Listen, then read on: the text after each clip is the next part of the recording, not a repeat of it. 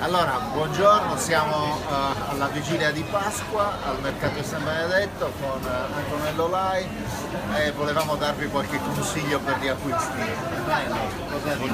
Buongiorno a voi, buona giornata. Siamo al mercato San Benedetto, un box che esiste più di 60 anni dall'apertura del mercato e lavoriamo prettamente carni sarde, di allevamenti di pastori sardi, del nuorese,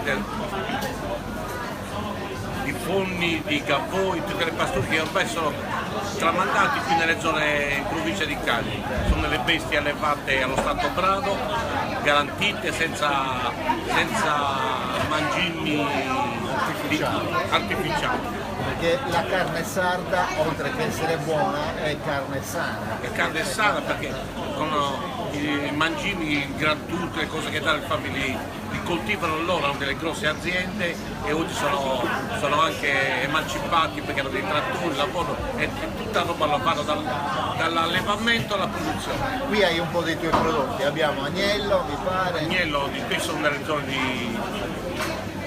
dell'Iglesiente. Perfetto, della mia zona. Lì c'è del caglio. C'è caglio di capretto. Caglio di capretto, Io ho dei pastori di Deslo che me li fanno, i miei clienti lo gradiscono e da anni che li porto, li commercio, poi do ai clienti miei che me lo chiedono. E poi non poteva mancare il Poi il maialetto. porchetto sardo è del nostro internato nelle zone di San Niccolò Gerrei, San Basilio. E Sono allora, maiali ancora stato bravo, fortunatamente, anche loro senza nessun mangime, con del Gran Turco e dei Favini. e allora concludiamo dicendo: mangia sardo, compra sardo, pensa sardo e buona Pasqua a tutti. E buon appetito a tutti, grazie a voi.